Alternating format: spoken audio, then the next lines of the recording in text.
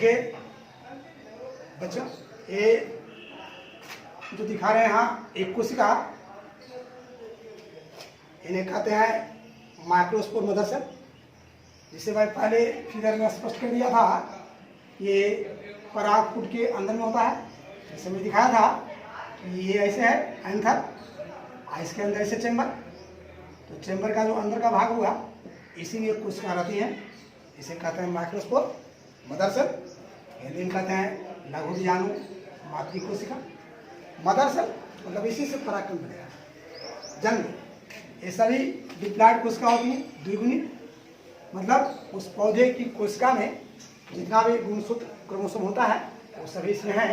ये 2n हुआ, जैसे बताया दिया कि मटर में 14 क्रोमोसोम है, तो सभी टोटल इसमें रहेंगे। ये हो गया माइक्रोस्पोर मदर सेल। तो यदि एग्जाम में दिया जाए कि माइक्रोस्पोर मदर सेल की प्रकृति क्या है, n 2n 3n 4n, तो हम इसका आंसर देंगे ये डिप्लॉयड होती है 2n। इन सभी कोशिकाओं में अर्धसूत्रीय विभाजन होता है। विभाजन की विशेष प्रक्रिया है, ए गुणसूत्र की संख्या को अधिक कर देती है। इस विभाजन के बाद एक दो कोशिका बनी, यहीं पर दोनों आधा हो जाता है गुणसूत्र, लेकिन ये विभाजन रुकता नहीं है, पुनः एक बार पुनः डिवाइड करती है, लेकिन सेकेंड डिवीजन में गुणसूत्र का नंबर घटता नहीं है, वो नंबर इन ही रह जाएगा। लेकिन इससे ही बन जाएगी दो कोशिका, इससे ही बन जाएगी। इस प्रकार से चार कोशिकाओं का एक समूह बनता है। आरंभ में ये चारों कोशिकाएं एक साथ होती हैं और ये दो परतों से घिरी होती हैं। ये सभी कोशिकाएं एक अंदर में ही एक साथ हैं, चार कोशिकाएं। जब चारों कोशिकाएं एक साथ होती हैं इसे कहते हैं पॉलिन टेट्राड। टेट्राड मीन्स चार, और ये सभी एन है हैप्लॉयड। जब ये पॉलिन टेट्राड बन जाती हैं तो इसी दौरान ये जो बाहर का जो दीवारें हैं पॉलिन सैक की, 4-5 परतों की, ये दीवार ब्रस्ट करती हैं, फटती हैं, और इससे ये पॉलिन टेट्राड बाहर निकल आता है। चार कोशिकाओं का समूह जो है ये बाहर निकल आता है। बाहर निकल आने के बाद ये सभी चारों कोशिकाएं अलग हो जाती हैं, बिखर जाती हैं, अलग हो जाती हैं। इन्हीं चारों कोशिकाओं को मैं यहाँ दिखा दिया हूँ कि पॉलिन टेट्राड ब्रस्ट कर गया, अलग अलग हो गए, सेपरेट हो गया, सेपरेट अलग हो गए। इस प्रकार से ये चारों कोशिकाएं अलग हो जाती हैं। इन्हीं चारों कोशिकाओं को पॉलिन ग्लैंड कहेंगे, लेकिन अभी नहीं, अभी इसमें कुछ परिवर्तन होगा। ये चार कोशिकाएं तो हो गई, ये पॉलिन टेट्राड अलग अलग हो गया, इसी से बना पॉलिन टेट्राड, ये सभी एन हो गए। टेट्राड माने चार, ये चार हो गए। अब चारों अलग हो जाएंगे। अलग होने के बाद इसमें कुछ परिवर्तन होगा। परिवर्तन कि ये जो कोशिका है, इस कोशिका में एक बार होगा समसूत्री विभाजन। देखिए लिखा माइटोसिस, देखिए ये प्रथम माइटोसिस इस कोशिका, इसका केंद्र भी बढ़ गया, देखिए दो केंद्र हो गए। साथ ही साथ कोशिका का विभाजन हो जाएगा, तो दो कोशिकाएं बन जाएंगी, लेकिन दोनों कोशिकाएं एक ही समय अलग नहीं। इस तरह से इनमें से एक कोशिका छोटी बनती है और दूसरी कोशिका बड़ी बनती है। आपको जानना चाहिए ये जो बड़ी कोशिका है, इसे नाम दिया गया नलिका कोशिका। वजह है इससे बनेगा निषेचन नलिका। बाद में जब निषेचन की प्रक्रिया होगी उसके दौरान इससे बनती है निषेचन नलिका। इसलिए इस बड़ी कोशिका को नाम दिया गया है नलिका कोशिका, अंग्रेजी में कहते हैं ट्यूब सेल। और इसकी जो छोटी कोशिका है इसे कहते हैं जनन कोशिका। इसी जनन कोशिका से नरयुग्मक कोशिका बनेगी, लेकिन अभी नहीं। जब ये दो कोशिका बन गई, एक छोटी एक बड़ी, साथ साथ ये ब्रस्ट कर गया, बाहर निकल गया, सब अलग हो गए, तो अंत में अधिकांश पौधों में ऐसा होता है, कुछ में दो ही रह जाता है, दो ही कोशिका। ये इसमें विभाजन कुछ पौधों में निषेचन के दौरान होता है, परागण के बाद, लेकिन अधिकांश फूलों में ये जो कोशिका है ऊपर की जनन कोशिका, इसमें तुरंत एक बार पुनः माइटोसिस होता है। देखिए हमें लिखा माइटोसिस, समसूत्री विभाजन किसमें, तो जनन कोशिका। देखिए जनन कोशिका, ये जनन कोशिका, इसमें फिर एक बार विभाजन होता है। अधिकांश फूलों में तुरंत निकलने के बाद इसमें विभाजन हो जाता है सेकेंड। देखो लिखती है माइटोसिस, एक तरह से सेकेंड है। फर्स्ट तो यहाँ हो गया, तो 2 कोशिका बन गया। अब इसका विभाजन, जब इसका विभाजन होगा तो आप देखें इसके अंदर में ये बड़ी कोशिका तो अकेले रह गई, कि छोटी कोशिका से पुनः 2 कोशिका बनी। इसको ध्यान रखना, 2 बन गया। इन दोनों कोशिकाओं को ही नर युग्मक कहा जाता है।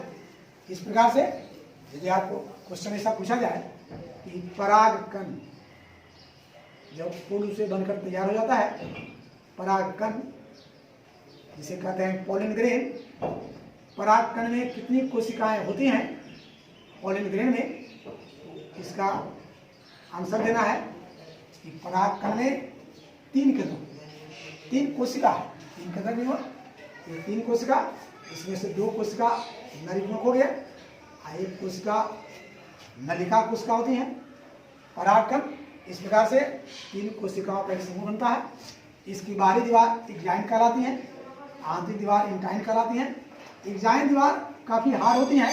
हार्ड का कारण ये कार्बनिक यौगिक है, इसे कहते हैं माइक्रोस्पोरोपोलेनिन। देखिए लिखा है माइक्रोस्पोरोपोलेनिन, माइक्रो आप देखेंगे माइक्रोस्पोरोपोलेनिन। इस माइक्रोस्पोरोपोलेनिन के कारण एग्जाइन काफी हार्ड होती है। इस माइक्रोस्पोरोपोलेनिन का निष्कासन टाइपेटम करती है, जो दिखाए थे पहले टाइपेटम बाय न्यूक्लियेट सेल। इसी टाइपेटम से यह कार्बनिक यौगिक निकलता है और इसकी जो ये दीवार है इसमें आकर इस तरह से उपस्थित हो जाती है, इसकी कोटिंग कर देती है, लेयर बनाती है। इसी माइक्रोस्पोरोपोलेनिन के कारण ये दीवार काफी हार्ड होती है। हार्ड इसलिए बनाया गया है कि हो सकता है परागकण कहीं पानी गिर जाए, हो सकता है इस पर एसिड का प्रभाव हो, इस केमिकल का, तो इस परागकण को एक तरह से एक इसका बुलेट प्रूफ जैकेट है, परागकण का एक जैकेट है, इस पर किसी रसायन का कोई प्रभाव नहीं पड़ता है। साथ साथ प्रतिकूल परिस्थितियों में भी यह परागकण को मरने से बचाती है, इसको जीवित रखती है। इससे बाहरी जो परत है एग्जाइन, इसमें एक छोटा छिद्र होता है, इस छिद्र को कहते हैं जर्मपोर या जनन छिद्र। इसी से नलिका कोशिका बाहर निकली जब अंकुरन हो। ये बड़ी कोशिका है नलिका कोशिका, इसकी जो ये अंदर की परत हो गई, ये अंदर की परत ज़्यादा कोमल होती है, इसे कहते हैं इंटाइन। इस प्रकार परागकण का निर्माण इस माइक्रोस्पोर मदर सेल से हो जाता है। यदि एक माइक्रोस्पोर मदर सेल हुआ तो इससे 4 परागकण बनेंगे, ये 4 बनेंगे, 4 बनेंगे। प्रत्येक 4 में 3-3 केंद्रक हो जाएगा। यहाँ जैसे एक कोशिका में दिखाया वैसे सब में होगा, लेकिन इसका भी होगा तो अंत में जाकर इसमें भी ये 3 कोशिका बन जाएगी इस तरह से, आगे 2 दीवार बन जाएगी, 2 परत बन जाएंगे। सभी में ऐसी होगा, इसमें भी ये 3 कोशिकाएं बन जाएंगी, सभी में 3।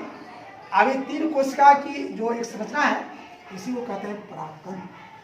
फूलों में परागकण का बनना ही कहा जाता है माइक्रोस्पोरोजेनेसिस या लघु बीजाणुजनन। हमारे विचार से मैं जिन बातों को जितने पॉइंट दिखाया था 9 सभी को मैं यहाँ एक्सप्लेन कर दिया। इसमें ध्यान रखने की बात है कि यदि पूछा जाए ये लघु बीजाणुजनन क्या है, सीधे बोलना है कि फूलों में परागकण के बनने की प्रक्रिया कहलाती है माइक्रोस्पोरोजेनेसिस, लघु बीजाणुजनन। परागकण की सभी कोशिकाएं अगुणित है या द्विगुणित, तो इसका सटीक आंसर देना है। इसकी 3 कोशिकाएं तो हैं, परागकण में 3 कोशिका होती हैं, लेकिन सभी कोशिकाएं एन होती हैं। पूछा जाएगा कि चूंकि माइक्रोस्पोर मदर सेल तो डिप्लॉयड होती हैं, तो फिर परागकण हाइप्लॉयड कैसे हो जाता है, एन कैसे हो जाता है? इसका सीधा जवाब देना है, ये माइक्रोस्पोर मदर सेल में अर्धसूत्री विभाजन होता है, जिसे बनता है पोलन टेट्राड। ये 4 कोशिकाएं बनती हैं, ये चारों कोशिका एन होती हैं, क्योंकि इसमें होता है अर्धसूत्री विभाजन। अर्धसूत्री विभाजन का एकमात्र काम है गुणसूत्र, जिसे कहते हैं क्रोमोसोम, गुणसूत्र की संख्या को आधी करना। एक तरह से मदर सेल हो गया, ये सबसे जो नहीं डॉटर सेल, ये 4 पोलेंडियन, ये सभी एन हो जाएंगी। एन बनाने का काम ही है अर्धसूत्री विभाजन। इसी अर्धसूत्री विभाजन से माइक्रोस्पोर मदर सेल से परागकण बनती हैं। परागकण में गुणसूत्रों की संख्या आधी होती है, इन्हें एन कहते हैं। लेकिन जानना चाहिए इसमें 3 कोशिका है, 2 नर युग्मक और 1 कहलाती है नलिका कोशिका। इन सभी कोशिकाओं का काम है, इससे बनेगा निषेचन नलिका। ये दोनों निषेचन में भाग लेगा। फूलों में 2 बार निषेचन होता है 2 कोशिका का, जिसे मैं आगे एक्सप्लेन करेंगे। आपका एक टॉपिक थर्ड जो था माइक्रोस्पोरोजेनेसिस, इसे मैं अंत कर रहा हूं। इससे संबंधित 2-3 बातें ध्यान रखना है। माइक्रोस्पोरोजेनेसिस प्रक्रिया परागकोश के अंदर परागपुट में संपन्न होता है। जिस कोशिका से परागकण बनता है उस कोशिका को कहते हैं माइक्रोस्पोर मदर सेल। मियोसिस के बाद 4 कोशिकाएं बनती हैं, चारों एक साथ रहती हैं तो कहलाती हैं पोलन टेट्राड। कुछ ही देर में अलग हो जाती हैं, कहलाती हैं परागकण। परागकण आरंभ में तो 1 कोशिका है, लेकिन कुछ ही देर में पहले इसमें 2 कोशिका बनती हैं और 2 के बाद पुनः 3 कोशिका बन जाती हैं। जनन कोशिका भी 2 आगे बढ़ जाती हैं। लेकिन ये सभी विभाजन समसूत्री होता है। परागकण के अंदर जो 3 कोशिकाएं बनती हैं, इन तीनों कोशिकाओं का निर्माण समसूत्री विभाजन से होता है। इस प्रकार से परागकण का निर्माण हो जाता है।